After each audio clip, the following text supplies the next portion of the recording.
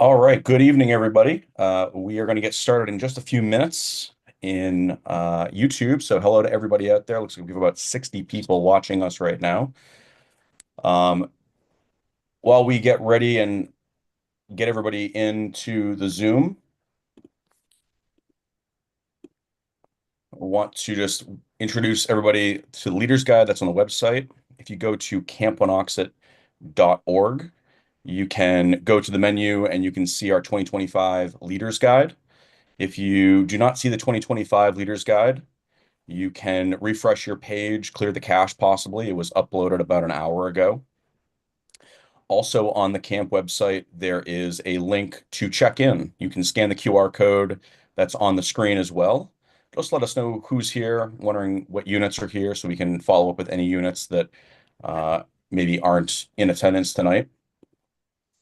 We are also looking for any updated contact information. So if your unit contact has changed since this past summer, please let us know. Shoot us an email, info@campwanocksett.org. We'll work through our system and get our system updated in the reservation. Again, the link for this QR code is on the camp website, campwanocksett.org. So you can check that out at any time. Looks like a whole number of people are checking in, which is great. And throughout the evening, we're looking for your questions. You can do one of two things. You can scan the QR code that is available on every single slide from here on out. It will bring you to a real quick question submission form where you can let us know what questions you have. We'll answer them live on the air. Ethan Graham, our chat master. Ethan, go ahead and say hello. Hey guys, Ethan. Ethan's going to compile your questions. He'll interject a couple times. He'll kind of combine like questions together. And then at the very end, we'll do any sort of cleanup. You can also email us info@campwanocksett.org.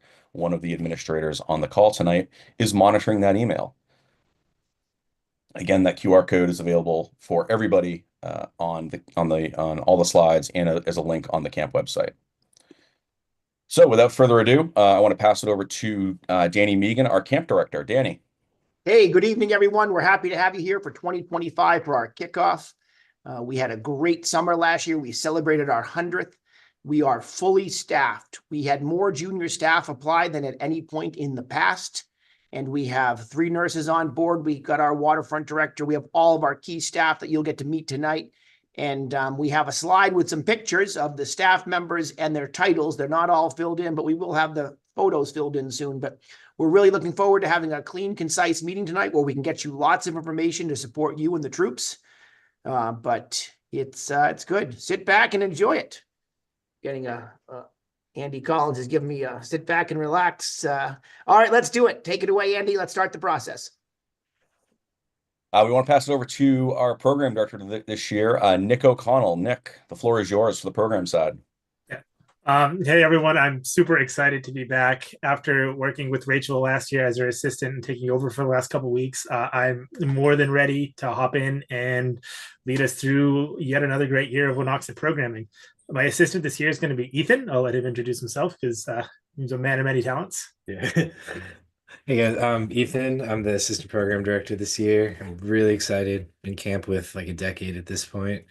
I'm just excited to work with Nick. Me and Nick started working the same year. We've worked ever since. I think we'll be great together. And what year was that, gentlemen? 2016 or 17. One of those two. 16 or 17. Wow. Where's the time go? All right, let's do it. All right. So much like you've seen in previous years, our daily schedule is going to be what we've always done. Wake up at 7:45 a.m. We'll have a full flag raising with our entire staff. It's always camp. It's always great to get the day started raising the flag together. Big family style breakfast at 8 in the morning. We have our 2 merit badge periods of A and B that they'll sign up for. 11 o'clock, very special, our patrol time activity, our patrol centered skills instruction, something we do at Wanocksett that's a little bit different, where we have all the patrols sign up for something. They'll sign up for an area activity after the flag ceremony and before breakfast, and at 11 o'clock they'll head off together as a patrol and go participate in that activity together. I think that's an amazing thing that we do that really reinforces the patrol method, which is sometimes lost in other camps. 12:15, we all reconvene for lunch. 1 o'clock, you go off to your sites to have some troop development time where you can work on campsite improvement projects, internal skills instruction, whatever you'd like. At 2 o'clock, they have their third merit badge. And from 3 to 5:30, we have our first block of open program. The open program is really one of the core cruxes of how Camp Wanocksett operates, because we get so much positive feedback from both leaders and scouts about how much that they enjoy that they can go and they can experience all the areas and do different sorts of things every day. We come back together again at 6 p.m. for a flag lowering ceremony, all together in our full field uniforms. We'll enjoy dinner. Then we'll have our open program from 7 to 8. And then most nights we have an additional level of programming, like we'll have our friendship fires on Mondays. We have our band and our ice cream social play on Thursdays. So each night after open program, there's always a little extra thing that's going on.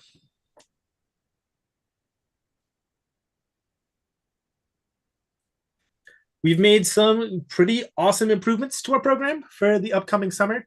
We've got, I believe, 6 new Vex robotics kits that are coming in. We were using the Lego Mindstorms before, but those have been since discontinued by Lego. So instead, we're hopping on with Vex. It's a product that many of your scouts will be familiar with, because I know that they're using them in some of the schools in and around the area.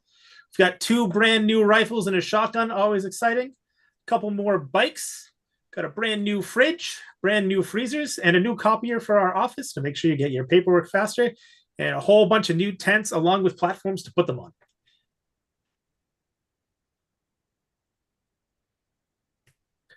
So you'll see a little bit later on, we do have, as always, a high return rate of senior staff. So you're going to be seeing a lot of the same faces that you've seen, but you're going to be seeing them in a little bit of different places. Part of what we do at Wanocksett is we like to shuffle up our area directors every so often. And that's the way we can keep our program fresh and get new ideas in there for all of you. We've got some new merit badges coming in. And we've also had our cope and climbing staff and our cope and climbing committees hard at work during the off season. We're building some new cope elements. Remember digging in a king's finger over the fall. That was a lot of fun. So a lot of new things to see and a lot of new things to come and experience. What is a king's finger? Annie, you want to explain the king's finger? Element, so it's going to get the kids off the ground, but not so high up that they need to go in the air. And their goal is to take a giant fire and put it on a king's finger, which is a pole that sticks straight up, about 10 feet tall. They've got to get it all the way on and then all the way off without letting go of it. Wow, I had to ask. Thank you. Good stuff, guys. Like I said, you'll be seeing a lot of the same faces that you've seen. So here's just some of our area directors. Jack Anderson's coming back. He's going to be our Brownty director. Tom's going to be leading up cope, Stella in ecology, Eric in climbing, Connor in aquatics. And then Robert's coming in as a scoutcraft director. Graham has gotten out of the kitchen and he's moving down into the swamp to head up the rifle range. And Will McDonald's coming back as our shotgun director. I don't think we should call it the swamp. It's more like the Everglades. To be fair, the summer I was down there, it was a little bit swampy.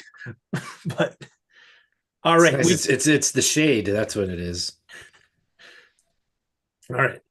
In order to help you guys make your decisions with where to send your different scouts, we do have some program supplementals that are available. For first-year campers, I'm really trying to stress that they can get out and try some new activities, because they're going to come in and they're going to want to do a lot of the same things every day because that's what they like and that's what they've experienced. I would get you guys to get your first-year scouts and people who are coming to Wanocksett for the very first time to branch out and try a whole bunch of different things. For those scouts who have come to Wanocksett for a few years and might have gotten a bunch of the merit badges and seen a bunch of the program, I'd encourage them to try COPE. We've been doing a lot of development on our COPE courses. We've been doing a lot of development with our COPE staff. They're having weekends all the time. And it's very different than the program that I experienced when I was staffing there in 2018. And I think every single change that is made is super positive. And I'm really excited to see what the COPE crew does over the summer. So please send them over there. Of course, we have our Eagle Required Merit Badges that are available. And for venturing, we're going to be continuing the same venturing program that Rachel and I were working on last year. We got a lot of positive experience and positive feedback from that. So we can have our venturers get as many of their requirements as they want, and we can have a real custom tailored design program to those crews.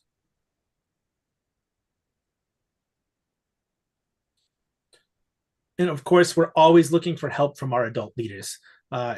Every day we'll have the big whiteboard in the back of the boathouse set up with signups for you guys. So you can hop on and you can help us out with various merit badge speaking. We always need guest speakers for things like citizenship in the world and chemistry, drivers for our field trips. It's one of the things we pride ourselves on Wanocksett is we can get our scouts out and we can go get those field trips done that you might not be able to do at some other camps. So we need your help to be able to get them out of camp. Program supervision, our Sunset Summit. We need people to go up there and make sure our scouts are all hiking together, the mile swim, boaters, so we can get our 50 or so mile swimmers week 7 in and out, triathlon corners, and then of course our adult leaders service projects. So you can help us improve camp and keep it beautiful for you guys for the next year and for the rest of our scouts and campers for years to come.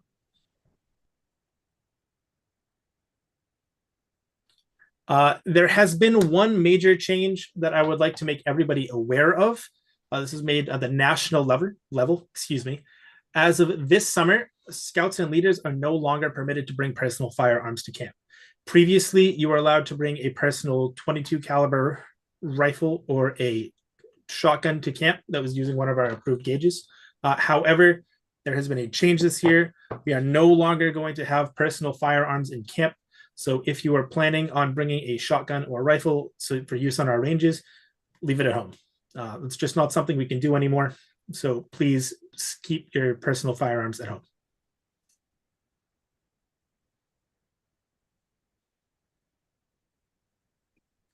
So like I said, we're going to keep our crew structure from last year.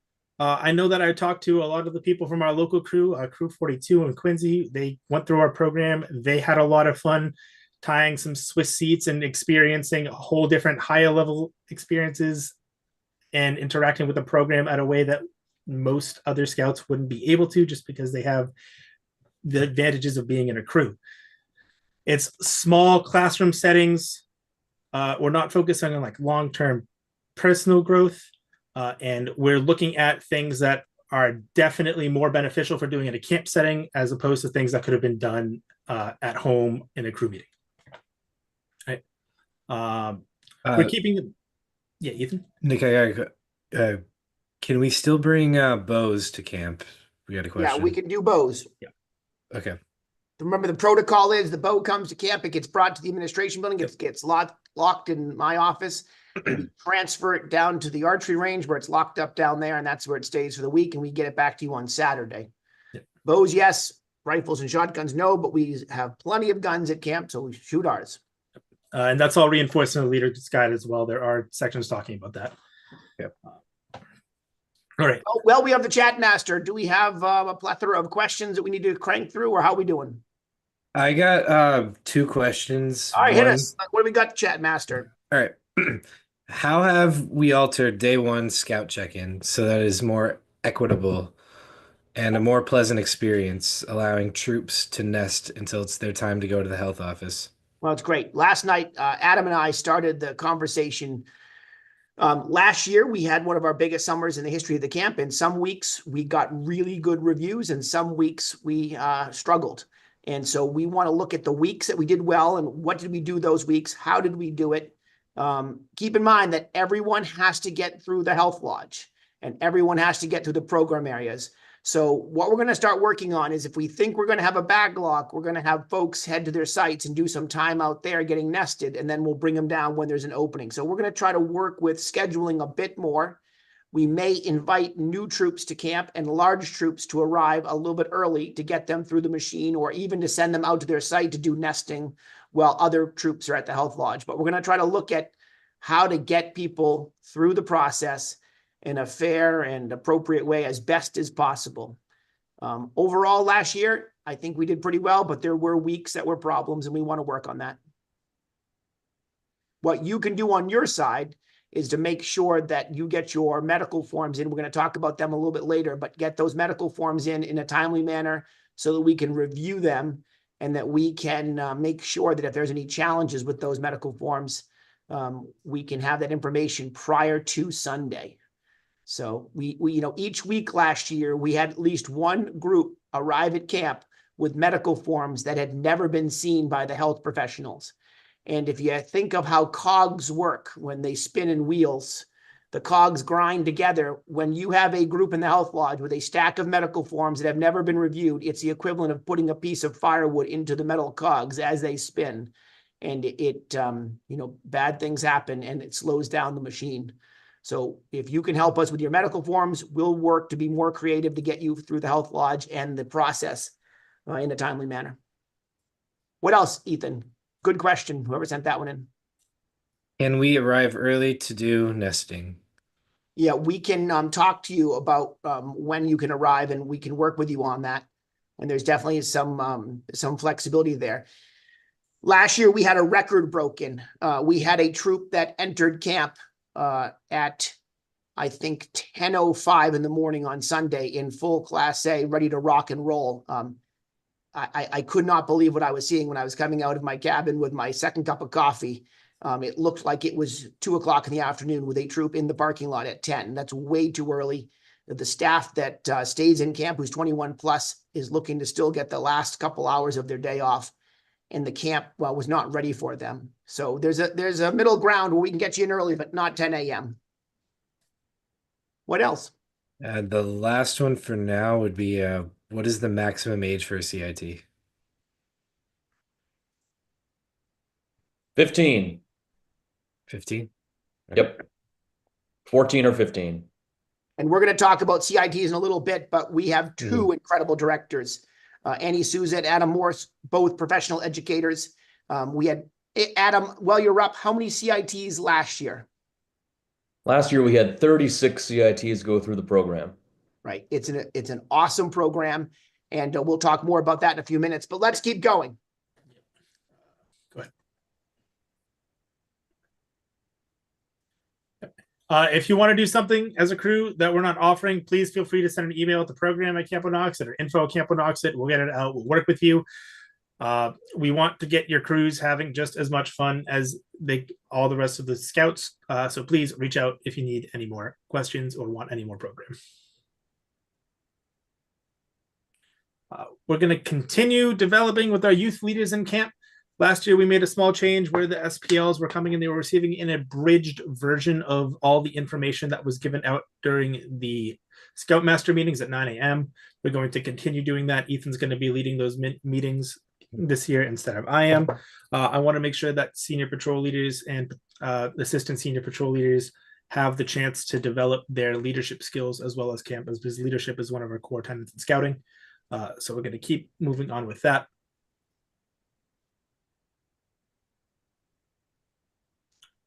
CITs. Adam, Annie, this is quite a program. You come to camp for staff week, and then you come for some additional time, and Annie and Adam will talk about it, but I cannot tell you how much that this is a quality leadership training for our young people. 14 or 15, I hear Adam behind my cabin each day with the CITs. I observe what happens, and it is magic. It is a great program. If you have scouts in your units who are thinking about it, they do not need to do this just to work at camp in the future. This could be something that they do for 1 year to get the experience. It's an awesome program. Adam and Annie, take it away. Thanks, Danny. Most of you, many of you, probably most of you know me. I'll let Annie introduce herself in a second. I'm Adam Morris. I've been the CIT director since 2016. I've worked at camp since I was a CIT in 2006. So that would make this my 19th year, 20th summer, something like that, something crazy like that. For those that are interested in the program, they got to be 14 or 15, not younger than 14, but not older than 15, just to follow up from that question we had a minute or two ago. And you have to be first class. That is a really hard requirement. I have people ask me often, can I apply if I haven't gotten first class yet, but I plan to be first class by the end of the spring? The answer is yes. We'll need confirmation that you have made it to first class, and there's a reason for this. I mean, the expectation is that you can do the basic scout skills that a first class scout is expected to have mastered by the time you are a CIT if you choose to do that. So that's why it's a requirement, and we have to stick hard to that. You can email us, cit@campwanocksett.org. Andy and I will both get the email if you have questions about time or age, but really you got to be 14 to start the program. And that has to be by about June 20th or whenever the exact day of staff week when it begins. So if you have scouts in your units that want to do the next thing at camp, they've done the merit badges, they've done Brown C. Maybe they're thinking about doing COPE, the adventure team, but the CIT program is a program. And it's great for people that want to maybe work on staff, develop more leadership skills. You live in the CIT village down by the water, by the OA field, behind Danny's cabin. It's a great spot in camp, one of the best campsites. It's an exciting time. It's an exciting place to be doing that together. You get trained every day in the village with Annie and myself. Every hour at 2 o'clock every day for an hour. You go off to your program areas. You're assigned to a different one every day. You work in every program area. We even started sending people to the trading post last summer because it was such a big summer. So shotgun, waterfront, archery, that's where you go. And we shop you around so you get a chance to work everywhere, maybe twice. People ask about, can they do extra weeks? You come for staff week, and then you come for 3 other weeks of your choice throughout the summer. And you can choose what those weeks are. I highly recommend that you choose weeks that are not one after the other. People have schedules, people have family vacations. If you have to do that, you're welcome to. The program's designed around your ability to come the weeks that you can to make it work for you during your summer. If you can, though, I would make it a little bit more diverse in terms of the weeks you choose, like come 1, 3, and 7, come 2, 4, and 6. Doing staff week and then all the way through week 3 is not advisable. I know some people have to do that. I don't suggest it if you can work around that if possible, but that's a personal decision. And that's what you scouts and your families decisions you can make together. So parents, scoutmasters, adult leaders, please share the information in your units, in your crews, in your troops, in emails. And there'll be a couple promotional emails that go out in the next week or so, and then another week right before the application is due. But I'll let Annie talk about that and introduce herself. Yeah, hi. So I'm Annie. I'll be joining Adam this year as CIT director. Like Adam said, this is an awesome program. And like Danny said, hitting the point on the nail, it is not just if you want to be on staff. It's really about leadership development in your unit, in careers for the rest of your life. This is going to be my 7th year at camp. I CIT'd in 2014. And I took some time off in the middle, and I've been climbing for the last couple of years. But it really is an incredible program. And I credit a lot of kind of how I was as a high schooler and into a college student from that CIT program. Starting this year, the application is due April 15th. And that application is already live. So it is up if you need to do it. It is 4 weeks of camp for the price of 1. It's a really, really good deal, and it's a really, really good opportunity to develop those leadership skills and to kind of take it to the next level. And just to add to what Annie has said, I was talking about weeks a second ago, and with the application, it's best submitted as soon as possible. And we want to be able to accommodate the weeks that you elect to do, and usually we can pretty much do that. We almost always have. Last year we had so many, we had to cap the number, and we put more platforms in the CIT village for tents. But for the program to operate properly, it really can't be more than like 12 to 13 people in the village per week. And so we sometimes ask people to move weeks around, and that works out by itself. But the sooner you get it in and the sooner you tell us, the better we can plan for what each week is going to look like number-wise. So this is 4 weeks of camp. The only thing I didn't mention was merit badges. And when you're a CIT, you get to take first and second period merit badge.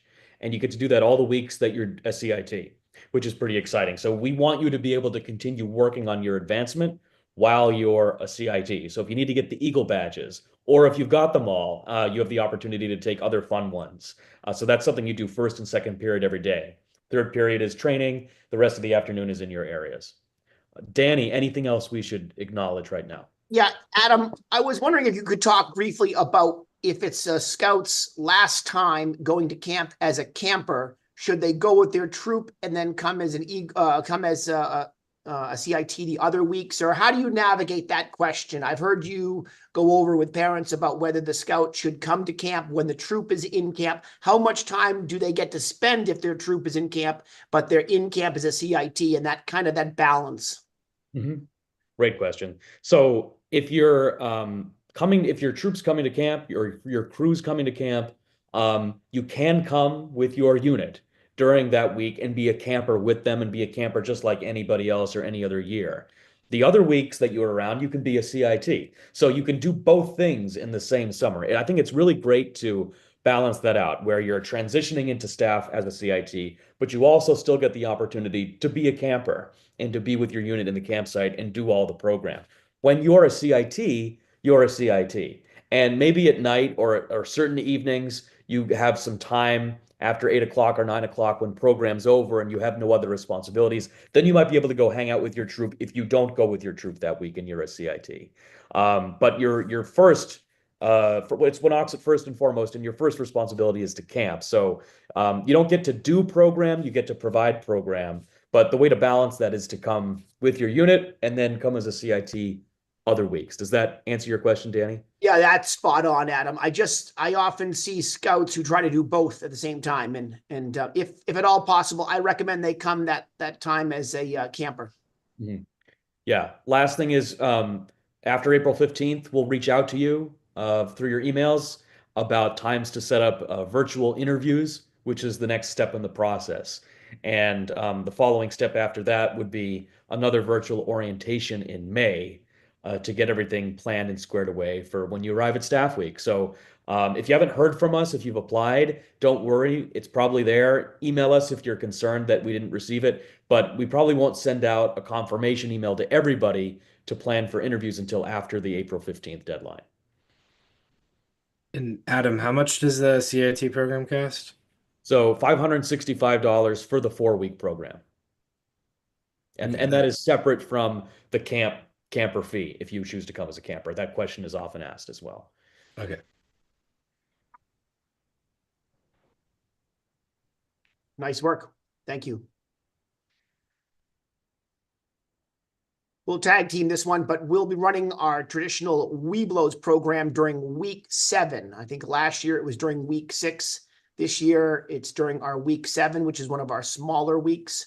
There'll be Webelos in camp, and you would definitely see them in the dining hall, and you'll see them at flag ceremonies, but we run separate programs, and Jacob Roger is on board to be the Webelos director for the summer of 2025, and we'll have more information coming out about the Webelos program, but just a heads up, it's 2 3-day programs, and it's during our week 7. All right, so there's some questions I can see in the chat about the process of arrival at camp and the whole process of checking into camp. This is our kickoff meeting. We'll have another meeting, as you can see on the board, that aligns with your week. And at that meeting is when we'll get really down into the details of the process of checking in. That being said, I want to give you a brief overview in fairness, because I know you have questions about that. On Sunday, our staff will arrive in camp at around 1 o'clock, and we will open the camp at around 2 o'clock. And we will put you through the waterfront, a camp tour, the dining hall, the health lodge, and we'll deliver all your gear to your site. The one asterisk with that is sometimes if there's a brand new troop at camp, or a very large troop, or a troop that might have some special request, we may have you arrive before 2 o'clock, go directly to the site with your gear if you are a transport your own gear troop, like Apache, Nipmuc, Sioux. Some of these groups want to bring their gear in. They can drive right in and they don't have to go through the camp roads. We can work with you at the pre-camp meeting to discuss those campsites and moving your gear and getting you in a little bit early to nest so that you might be out at the site nesting while we lower the gate at 2 o'clock. And then as soon as we're ready, you would come down to the health lodge and be some of the first groups into the health lodge. But we'll talk more at the pre-camp meeting about making Sunday as smooth as possible. Keep in mind that when you have 14 troops going through the health lodge, there will always be the first groups, the middle groups, and the last groups. And we do the best we can to get everyone through in a timely manner. If we can work to make sure that the last groups through the health lodge have already done a good deal of their nesting in their campsites, that we can mitigate some of what we talked about earlier with folks feeling it was not equitable. So we want to work to make sure that if you're in the last group, you've already done the other things on your to-do list so that you're not feeling stressed. Because on Sunday, it's really important that everyone gets their beds made and their site set up and gets through the process, and we can lower that flag together at 6 o'clock and break bread at 6:15 in the dining hall. It's a very busy day, and we want to do the best we possibly can with you. Okay, that was a lot about check-in, but we'll talk more at your pre-camp meetings. Danny, I want to Any- add on to that too, before the question that I think I just saw come through the chat, Ethan. The pre-camp meetings are Zoom meetings, so we will hold those virtually, and we will send out the link to the summer camp contacts about a week and a half before your pre-camp meeting, or excuse me, before you come to camp. Then at the kind of the couple days before that pre-camp meeting, you're welcome to invite your merit badge coordinator, your other leaders that are coming to camp that week. Maybe your SPL, your ASPL. That meeting is not necessarily intended for all of the parents of all the kids in your unit. It's a lot of operational stuff and some last minute program stuff from Nick and his team. So you're welcome to invite people to that. It's also not the opportunity for you to be submitting your medical forms for the last time. We'll talk about that in a little bit, but just to kind of add on to the way to get Sunday as smooth as possible is get your medical forms to camp the 4 weeks ahead of time so that we were checking them in well before you even get to camp. Ethan, over to you for that couple questions that came through. Okay. For someone who's never been to camp, can we explain what nesting is? Nesting is simply what it sounds like. Psychologically, when you get to camp, everyone wants to make their bed, put up their bug netting, and get their tent settled down. And you want to hang your lantern in your campsite and unpack a few things. So whenever you go camping, everyone wants to know, where am I going to sleep? Have I swept out my tent? Is it ready to roll? Do I need to get anything from the camp? Is my mattress good? Are my springs just about right on my bed? So we just want on Sunday for you to get a little bit of nesting done, which is really just making your tent and cabin and lean-to, whatever you're sleeping in, appropriate. And we have some people asking if they can arrive past 2 p.m. or if that's like a strict. No, absolutely. So, we have some groups that are coming in from farther distances and they won't arrive until after 2. It's just 2 is when you can arrive. Keep in mind that there is some stuff to get done. So, the 2 to 3 window is a really good time to arrive. If you're coming from a distance and you're going to have trouble getting here, talk to me offline. We might be able to work out a way for you to figure that out. I know we have groups coming from New Jersey and the top of Maine and Vermont. We've got them coming from everywhere this year. And if there's a special accommodation for travel, let me know. We'll talk offline. And when do troops find out which campsite they're going to be staying at? At the pre-camp meeting prior to your arrival. Or within, here's the challenge. If I had good numbers from all the troops, I would be able to let people know at the pre-camp meeting. The night of the pre-camp meeting, if there's vast changes in the number of scouts and adult leaders per troop, I've got to play site Jenga, and I've got to look at all the sites and how much they hold and how to make it work and how to make it fair and look at who's been in the site the longest and what is the best thing. And then we have layers of accommodations. We have folks who have medical devices that need to plug in and all different things. So typically you request a site and we love to honor those requests, but we have to look at a whole bunch of other things to make it work. So that's the short answer. Around the date of your pre-camp meeting, that night or within a day or 2. And can troops bring a packed trailer to their site? And if so, do you want them to arrive early? Yeah, it's great when a trailer goes to the site prior to 2 o'clock and we drop it off to the side. We can't block the main road, and then we get it into the site. We get it somewhere safe and we park it. And I can answer this one. Do you have to be a part of the CIT program to eventually become a counselor at camp? The answer is no. Neither Nick or myself actually CIT at Wanocksett. It's just it helps you get your foot in the door and really get to know the staff, as long as like also just like make sure you're comfortable working in a camp environment. I think it's recommended. I know I definitely missed out by not CIT. Yeah, I've that's one of my biggest regrets when it comes to camp. And we have a whole bunch of questions about merit badge signups. Can someone walk like um, The Nick? process of Nick, you want to take this one? You want to take it real quick? Yeah, I can take it really quickly. So to sign your unit up for merit badges, when you are in the leader's guide, at the very back page under operations, there is a link that will bring you to an electronic unit roster and merit badge selection. Once you know who's going to camp with you, you fill out a copy of the unit roster and merit badge selection and you email it to us at camp, and we will have our registrar go through and we will give everybody the merit badges they wanted. They may not be at the correct times, but everybody gets their first choice of merit badge pretty much no matter what. The 2025 version of the merit badge registration template will be live March 1st. So after March 1st, you can all head in and you can fill those out and start sending them to us. We make sure that every scout gets their first choice of merit badge no matter what. We just need to know who's coming and what they're doing. That can be found again on the last page of the leader's guide. There's a link to the electronic spreadsheet.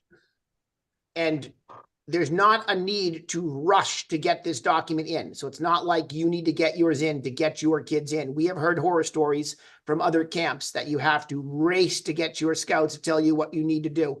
As long as we have it prior to your arrival at camp by a couple days, you will be fine. And if you make changes, Andy, maybe you need to talk about this one, but is there a way if you, once you submit, to make changes? Or I feel like there's a little bit of a caveat to that. Yeah, so we allow you to submit changes up until midnight the night before you arrive at camp. And again, like Nick said, we don't close out any sessions. We'll kind of manipulate and move people around. That way everyone gets the badges they want, and we also balance class sizes. What you're sharing with us is a Google Sheet. So as you make changes, we see it on automatically on the fly. And we don't process any of that until really the morning before. Oftentimes I will grab a cup of coffee on Sunday morning and I'll start copying and pasting the stuff that we need to into our system. And we're not going to close out a badge just because you sent it in at 11:59 versus a unit that submitted it 4 or 5 months early. That's excellent. Thank you, Andy.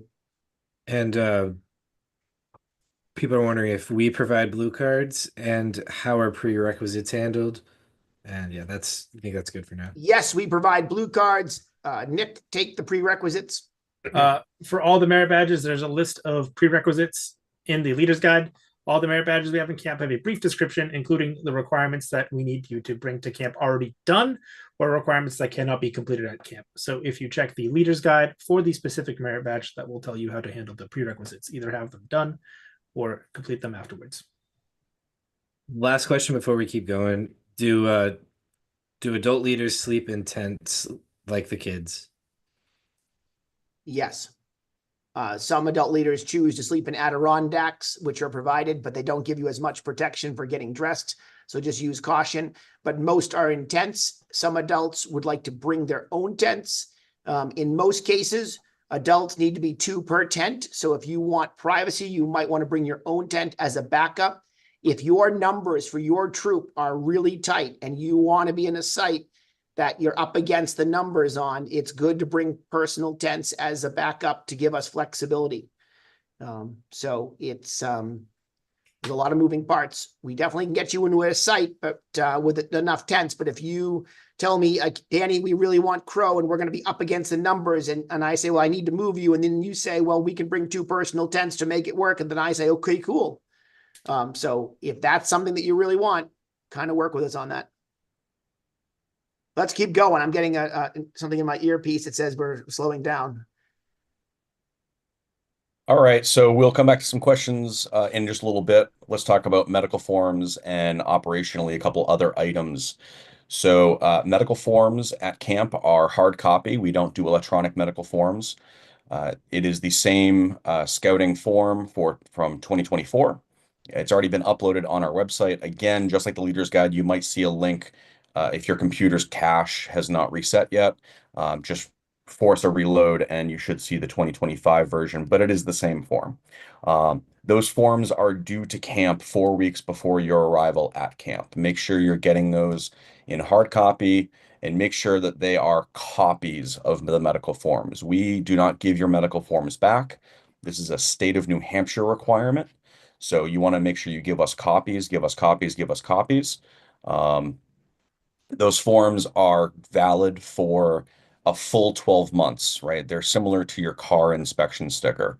If you have a physical in the middle of July, your physical is good until the end of the next July. So double check those types of things. Um, our medical form does include a cover page. It's a one page double-sided item that is kind of a quick cheat sheet for you and your parents to be double checking all the common things that our nurses often find as they review these medical forms. Things like over-the-counter signatures are missing, physician signatures are missing, tetanus is out of date, stuff like that. A couple of common things, common questions that we get about our medical forms. Oftentimes, a scout and even a scouter, they go to the doctor's office. The doctor prints out a report from their system. It has all the same information as Part C of our medical form. You don't need the doctor to transcribe everything over onto Part C and sign it. Oftentimes, doctors' offices don't want to do that. They might even charge you extra for that. As long as it has the same information, the parents can simply staple the thing from the doctor's office to parts A and B, make sure they fill out parts A and B, and then turn that in. The other item that you want to double check is you want to make sure you have a full immunization record. This is a New Hampshire requirement, not just writing in the most recent date on the scouting form, but actually getting a full copy of the immunizations from the doctor's office. Again, staple to the form, make sure that's included. There is an exemption process. If you are exempt from immunizations, you can email us info@campwanocksett.org and we'll walk you through that process and how to submit the forms with the medical form to our nurses. Let's see, other items that are in there. The inhaler and EpiPen form. So at the back of our medical form, there are two additional non-scouting forms that are not standard. They're Part D. There's two parts of them. One is for Treasure Valley. It's for the Massachusetts camp that our council runs. It's for regular prescription medication administration. If you're coming to Camp Wanocksett, you do not need to fill that out. You do not need to have the doctor fill that out. They just need to fill out Part B and sign that the kid can have medication in camp. That was a question we got a lot last summer. The form for Massachusetts is about 4 or 5 pages. So save yourself the time. Just have the doctor do the part that's in Part B. Or again, if it's included in that doctor's report that was printed out from the doctor's office, just staple it and indicate so. The part that is for New Hampshire in the medical form, Part D dash NH, is for anybody, any youth who have either an inhaler or an auto-injector epinephrine EpiPen, and they are going to be carrying those items with them during camp. If they have either of those items, the scouts should be carrying them in their backpack, but they need to have an additional form from the doctor filled out. Some Massachusetts doctors will question, why are you having me fill out a New Hampshire form? The kids from Massachusetts, let them know that you're going to school or you're going to camp in New Hampshire, and that's why you need the form. So as unit leaders, use the cheat sheet that we give you on the cover page for our medical form. Double check all the little things, the dates, the immunizations, the signatures, copies of insurance cards, things like that, before you submit them. They need to be copies, as a reminder, copies, copies, copies, and send them to camp 4 weeks before your arrival. If your unit does not have all their medical forms, but you have, say, 85, 90% of them pulled together, don't delay in getting those sent to camp. Get them up to camp. You can always get us the last couple, scouts or adult leaders, and we can, feed them into the system. But you don't want to you don't want to hold up a troop of 30 scouts and 5 or 6 adult leaders because one person didn't turn their medical form in. So, kind of, be logical about it, get those in. During the summer, we advise, especially to send things FedEx, UPS, maybe priority mail. Sometimes the first class mail can be delayed in Dublin. It is a small post office. There is one, maybe two workers there. And we did see the last couple summers that with a large increase of first class mail for both us and our neighbor Camp Wanocksett, that our mail was slowed down just a little bit. So if it is medical forms and it's a large packet, maybe send it priority or send it UPS. You can also drive it up to camp once the camp office is open and drop it off, but realize the nurses are not going to go through them uh, on the spot at that very moment. So that's med forms. I'm sure we have a whole bunch of questions about medical forms. Ethan, do we have any questions about medical forms? Nope. No? We have one about food disabilities, but do you want to cover that when we cover the dining hall? Yeah, let's Yeah. hold off on that one. All right. If there are any questions about medical forms, make sure you're submitting those through the link in the chat that we're posting, or that's also posted to our website and on the QR code, and we'll get to them. I'm going to pass it over to Dan Fuller to talk about camp registration. Yeah, good evening, everyone. Dan Fuller, business manager. So camp registration. On the screen here, we have the prices for the 2025 season. So on or before May 1st, that is our early bird deadline, is $565 per scout. We need to have the payment at council. So at that point, send it to our Rutland office. We need to have the payment for your scouts to get that early bird rate of 565. After that, it goes up to 595. Um, so keep that in mind. If you have a scout that crosses over into your troop, either after May 1st, or uh, even before, we honor that 565 price the entire time. So if they cross over from a pack, if they are new to the troop, they join after May 1st, they keep that 565 rate. Um, and then for our Provo, our provisional program, the first week that a scout comes, it is 595.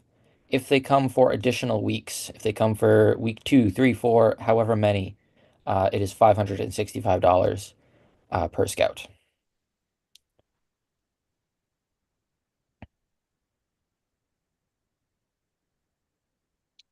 On the adult side of things, so we give you for your Dan Fuller, just I don't Yep. want to go out of order, but did you mention that when a troop sends money to Rutland with their early bird payment, it's one check from the troop to the council, and that correct. it's not individual checks? I'm not sure. Did you mention that? I did not. It's coming up later, but I'll mention it again now. Okay, very good. One check, the parents pay the unit, and then the unit writes a check from their bank account to council. We don't want a million checks, just one check. But we'll get into that a little bit later as well. On the adult side of things, so for your first 20 scouts, you get 2 free adults, so that way you can maintain that 2 deep leadership. Additional adults can come with a unit, that is perfectly fine. It is 150 for an additional adult. And we kind of work in your favor. If you have 2 part-time adults, someone coming in Sunday and leaving Wednesday afternoon, and then someone tagging out for Wednesday evening to Saturday, that's 1 adult. You don't have to pay 150 for each adult. That's 1. We work in your favor on that. As well as for the increments that are up on the slide, we round in your favor. So every part of 10, you get another free adult. So if you bring 22 scouts, you end up getting 3 free adults. And then if you have an adult who wants to come for just a couple meals, they just want to hang out, see what camp is all about, it is $10 for a meal, just to cover the food cost. I got a couple questions about payments. Yeah. Is the 565 for new troop scouts, or is it for all scouts? It is just new to the troop. So if they cross over from a Cub Scout pack or they join This year, before camp, they get that 565 rate regardless. So everyone who pays by May 1st gets 565. And if someone joins the troop after May 1st, we'll still honor the 565. Yes. And if someone comes to you in June and says, hey, I'd like to join Scouts, I wasn't around for early bird, we'll honor the 565. Whenever possible, we'll honor the 565, but it's, for those who are coming to camp, May 1st. And is there an electronic payment portal? There is not. Checks. Occasionally, we may be able to do something if you're actually at location, but checks are our preferred form of payment. The only other thing, and Andy, maybe you talk about this later, but I'm going to throw it in here now. Sometimes what will happen is a troop will pay for 22 Scouts, and they realize they're only bringing 21. We will, when you get to camp, we will do a cleanup round and we will refund you once you're at camp, because sometimes what will happen is you will get a refund for one Scout, but then another Scout will sign up, or then you'll add in pizzas or photos, and money is just going back and forth. So make the payment. When you get to camp, we can send you back money, or you can send it to us. We can figure it out, but we don't want to have multiple refunds prior to camp. Food service. It's the same food service that we've had for 27 summers. It is Whitson's. They bought cafe services, Fresh Picks Cafe. The chef is the same as last year. He is a professional food service chef out of Newburyport, Mass. That's where his school is during the year. And then he comes to camp with 2 assistants.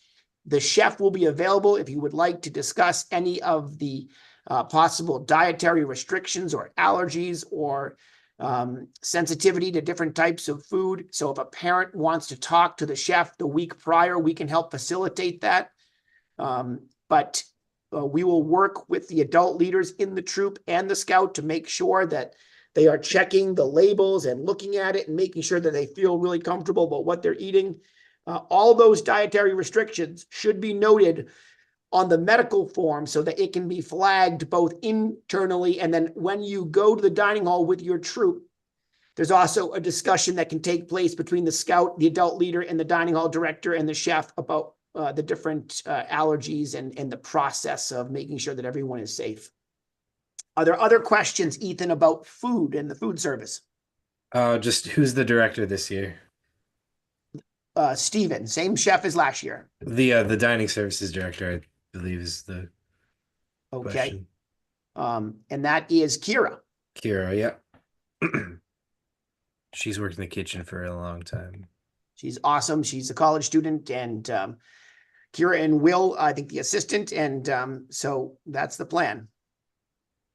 Cool. Any That's all I other got. questions on food? And we promise next year we'll have new pictures. We thought these were appealing at the time, but you need more vegetables, maybe a salad.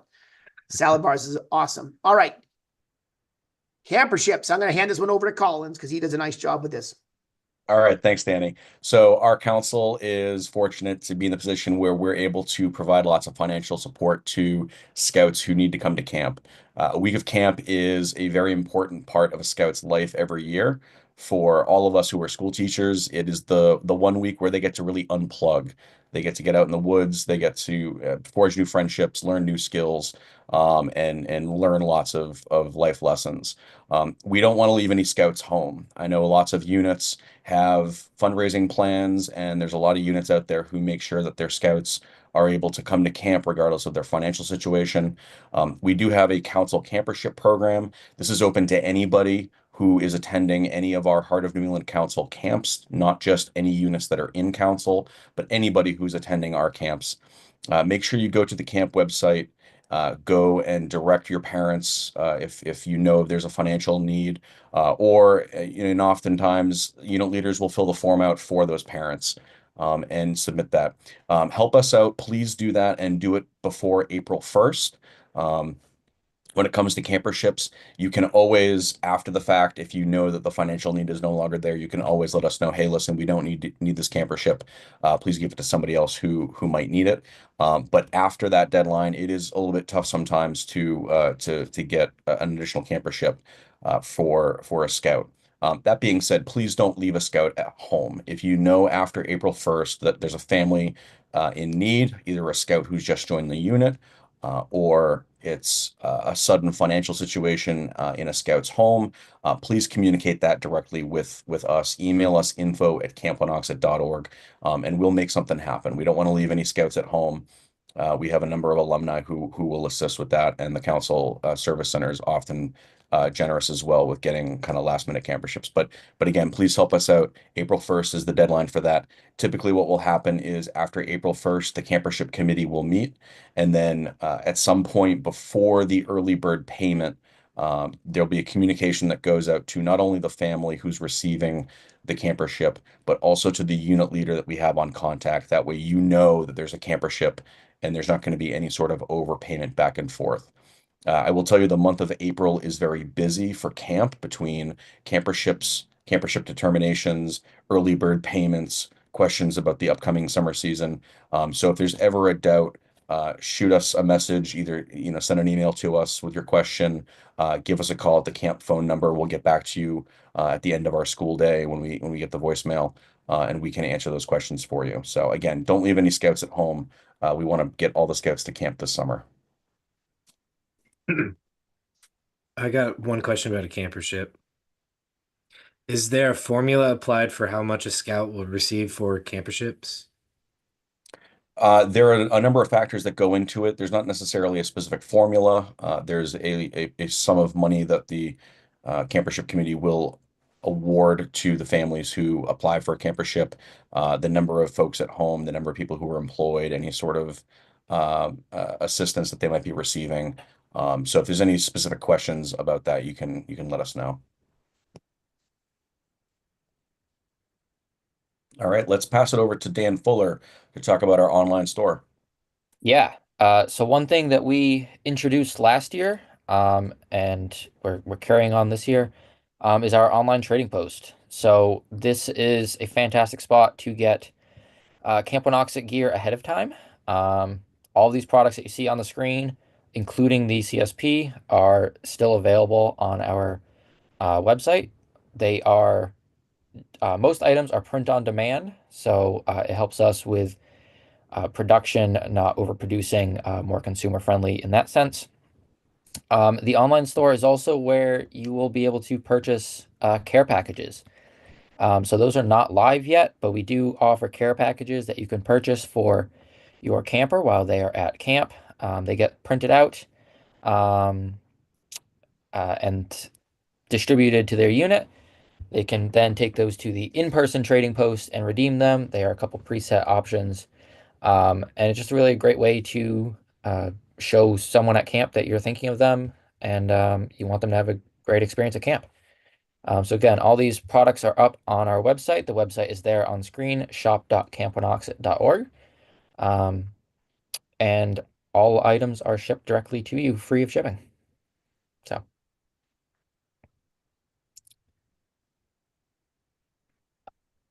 And then actually, there is one question slightly regarding the trading post in terms of merit badge kits. We do not make scouts pay for a kit for their merit badge. So if they have to make an arrow for archery or a project for leatherwork, they do not have to buy a kit. That being said, more for handicraft, if there is a badge that they need to complete a project, all of the materials they need are there in the area. They are welcome to purchase a kit. We do have a few selections in the trading post if they would like to purchase that for their project, but they are not required to make that purchase to earn their merit badge.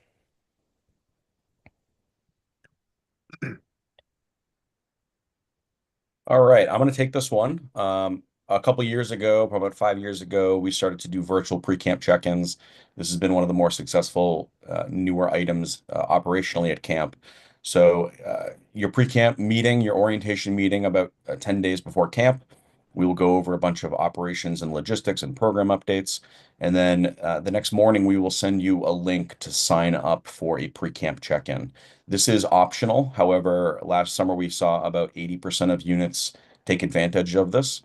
It speeds up your check-in on Sunday. You don't have to sit in the office, go through the financial review, drop off paperwork, do all the things. You sit down with me or Dan on a Zoom meeting, and we go through all of the logistics of check-in. We double check your financials.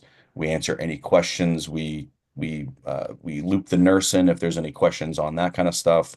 And then what we do is we provide you with a quick checklist of items that you should pull together and bring with you to camp. When you get to camp, you simply come to the office, you drop everything off, you say, hey, we're here, we have a fast pass, we did the check-in already. There's no changes from what we did already online, or maybe there is a change or two, in which case we do it real quick. And we send you on your way. You're through the process in the administration building, and you go onto the waterfront and the photo and the health lodge and the dining hall and all the things. Again, the signups for these will open the morning after your pre-camp meeting. You'll want to do it at some point in the week leading up to camp if you want to take advantage of it. It's a scheduler. You can pick any time on our calendar. We typically have morning, afternoon, and evening time slots. And whatever's convenient for you takes about 15 minutes. Again, you can invite the treasurer, the merit badge coordinator, the MedForm person, whomever it is. It's a pretty smooth process.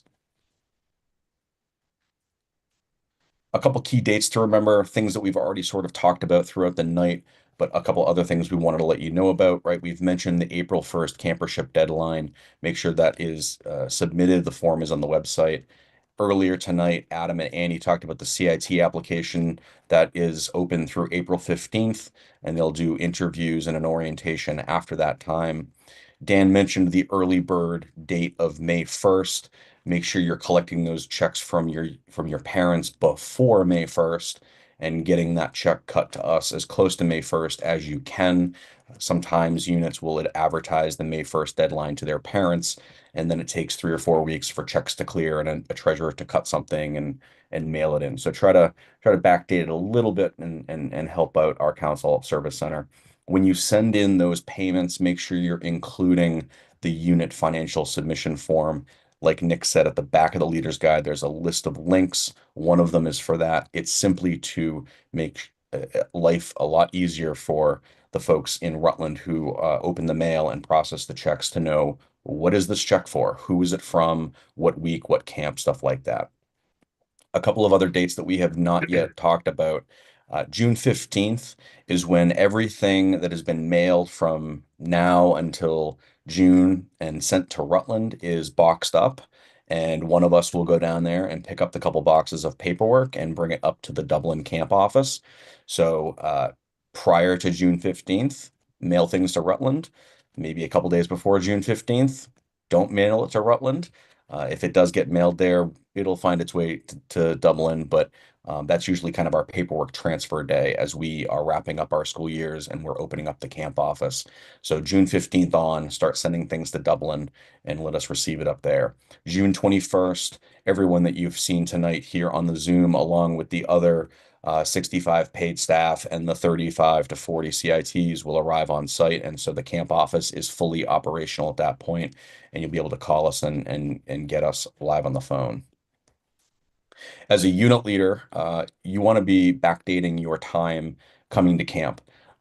There's a couple of key dates. So about a month before you arrive at camp, you should be making sure that all of your scouts and your adult leaders are registered in Scouting America. They need to be listed on your unit roster for a number of reasons, the liability insurance, but also we need to ensure that all the adults have been background checked. If they're listed on your unit's roster, we know that they have been background checked through Scouting America's process. You also, if you have lived in New Hampshire at any point in the last 7 years, or you currently do live in New Hampshire, there is a separate background check that the state requires. The link is at the end of the leader's guide. It is a paper form, and it's something that is unfortunately out of our control. And the summertime is very busy for the New Hampshire Department of Children, Youth, Families, and you want to get those paper forms sent to Concord, New Hampshire as soon as possible. Don't delay in those. They're going to send you back to either the camp or to you. And there sometimes is a 2 or 3 day turnaround, and there's sometimes a 2 or 3 week turnaround. So you want to make sure you're on the ball with that. If you're a summer camp coordinator at some point in the next month or two, check in with all the adults who are planning to go to camp. Ask the question, have you lived in New Hampshire in the last 7 years? Do you currently live there? as a resident. And if you do, they have to do that form. That's nothing we can really ignore. As was mentioned earlier, 28 days, 4 weeks out, you want to make sure your medical forms arrive at camp. Label them with your unit, label them with what week you're coming. They will go through the process. If you're a unit that is later in the summer and you send it early in the summer, you may not hear from the nurse for a little while. They're going to triage those. They're going to take the units that are early in the season and get answers to them sooner than later. As far as any challenges that they might find with things like out-of-date physicals or tetanus shots or stuff like that. We earlier today we talked about the 10-day out pre-camp orientation meeting. You want to make sure you attend that, and again invite youth leadership, other adult leaders that are coming with you for the week of camp to hear about check-in, hear about anything else that might have changed from tonight. Sign up for that pre-camp check-in meeting, the virtual one, highly recommended. It makes everyone's life easier, including Dan and myself on Sunday when it's a very hectic time. And then at some point in the week leading up to camp, do that pre-camp check-in. When you get to camp, and all of this information, by the way, is in the leader's guide early on. When you get to camp, make sure all your scouts and adults have arrived. Do a quick glance, make sure we have no no-shows. If there are, come to the office and we'll handle that. And then you want to come to the office. You want to bring things like any financial documents that we sent you, balance for unit fees, your final unit roster, unless you sent it electronically, merit badge registrations, unless you sent it electronically ahead of time. You want to drop off a hard copy of your My.Scouting roster report that lists everyone has a membership ID number. This is again, the confirmation that we know that all of the adults in your unit have been background checked and all of the youth that are coming to camp are registered and have that liability insurance.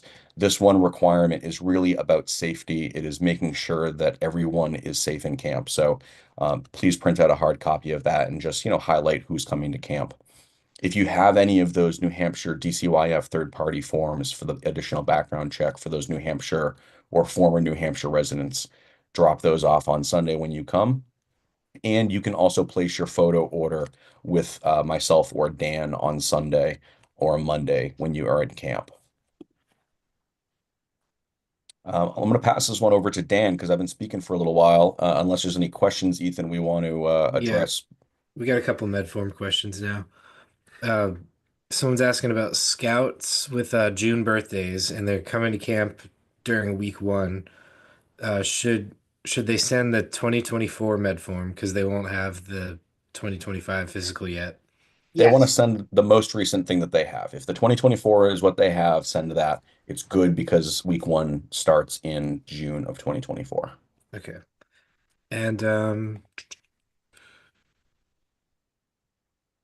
if we're in week 1, is the camp office open 4 weeks before that to No, drop but MedForms?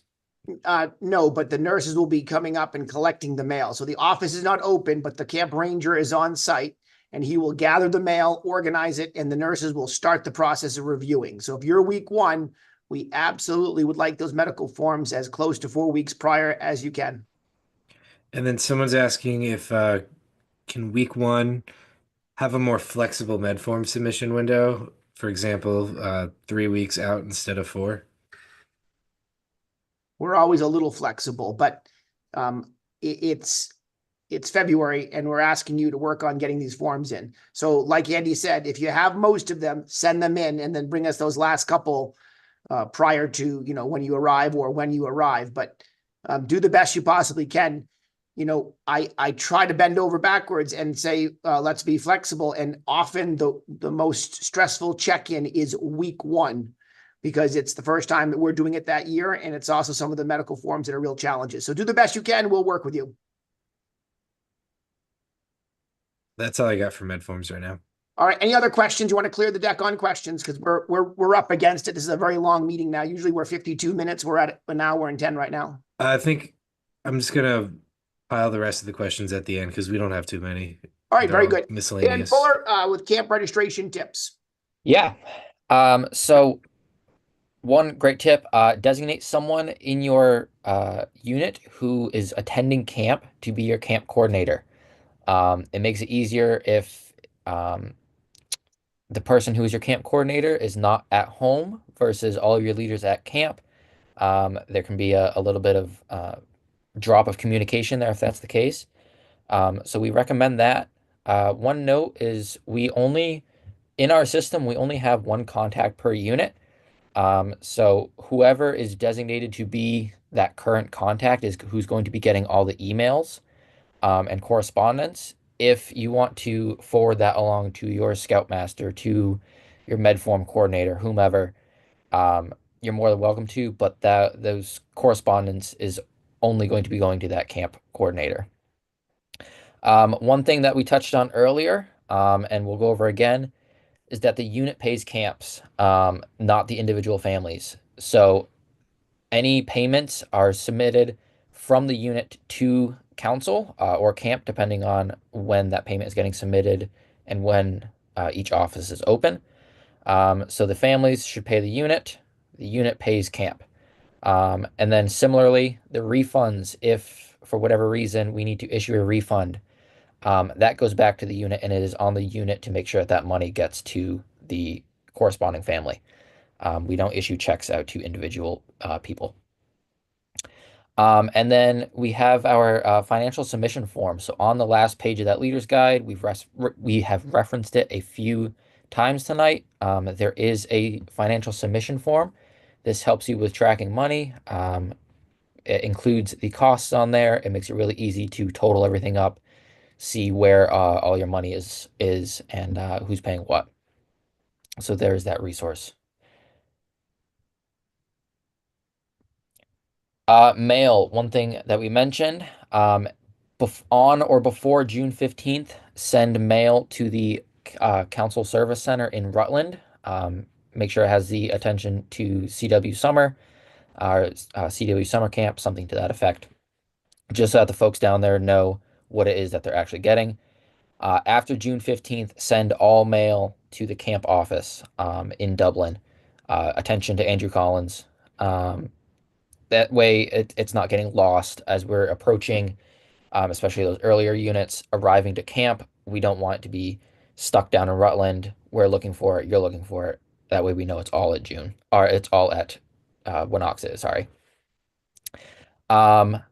Your unit rosters and merit badge signups. We talked about there is that electronic form in the back of the leader's guide. You can edit those until the midnight before your arrival. So there's that resource as well. That will open up again on March 1st. And then attend the pre-camp meetings is really the biggest tip we have.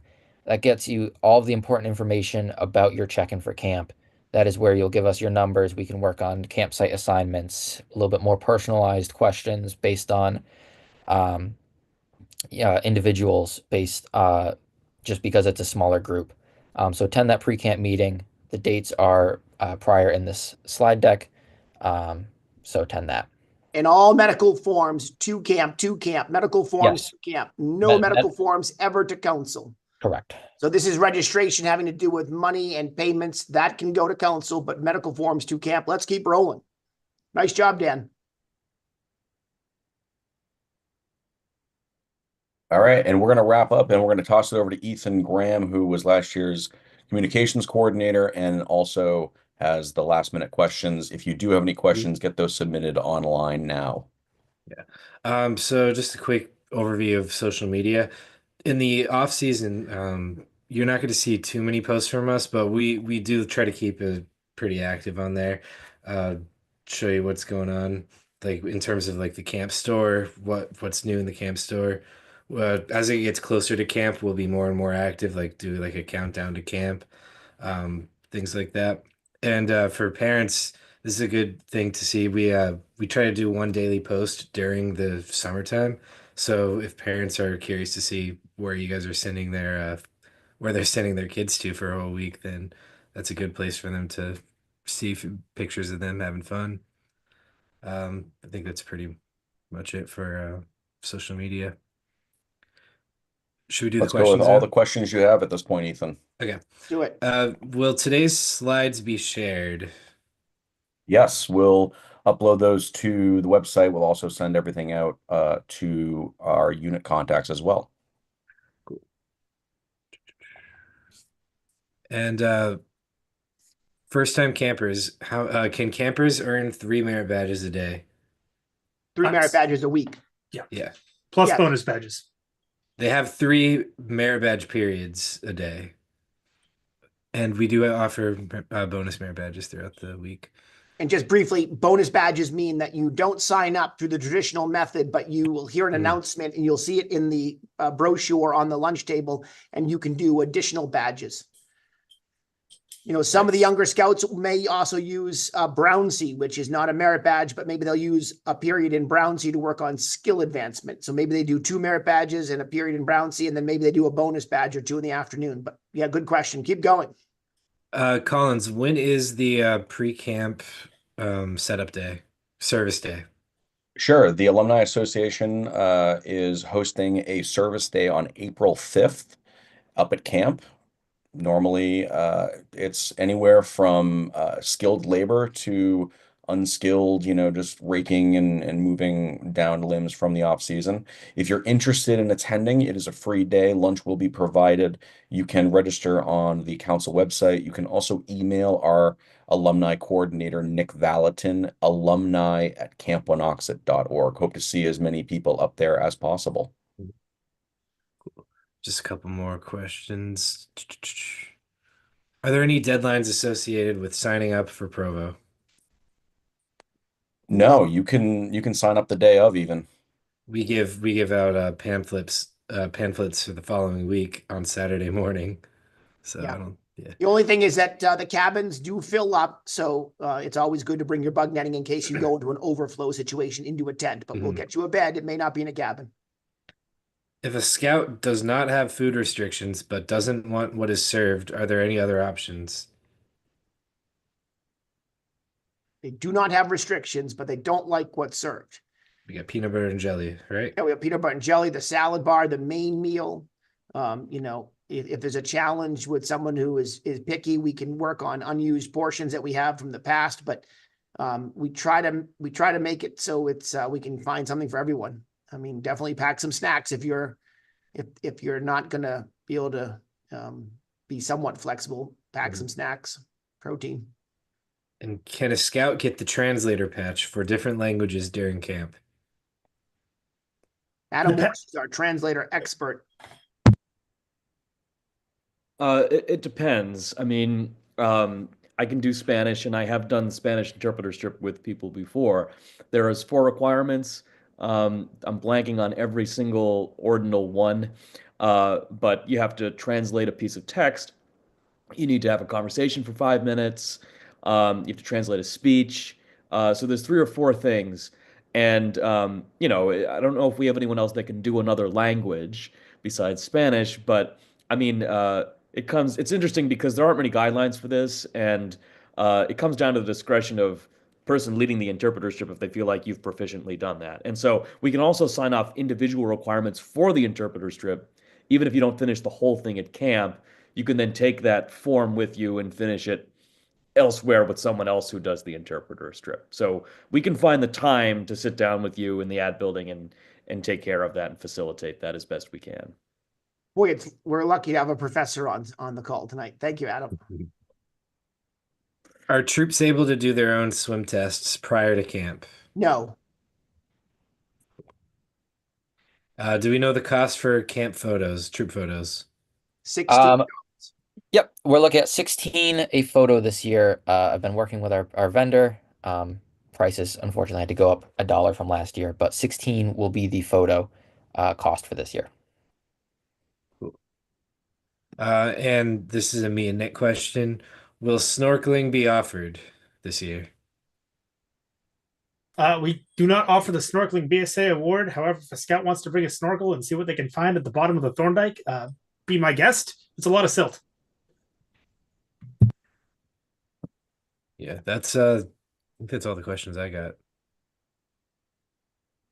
I don't see any in the YouTube chat. So if there are additional questions, you can certainly email us. info@campwanocksett.org goes to everyone that you saw tonight here on the call. We thank everyone for joining us tonight. We look forward to a successful 2025 camp season. All of our emails are there on the screen. And I think for any last words, I'll pass it over to Dan Megan. I want to thank you for your patience. This was a long one. We really overdid it a little bit, but thank you. Just about the nurses. Nurse Heather is back for her 4th year. Nurse John is back, and also Samantha will be joining us. So 3 nurses throughout the summer. We are so lucky to be fully staffed for 2025. Have a good night. Happy spring. It's around the corner. And info@campwanocksett.org. And keep the emails coming. And we are looking forward to an awesome time with you at camp.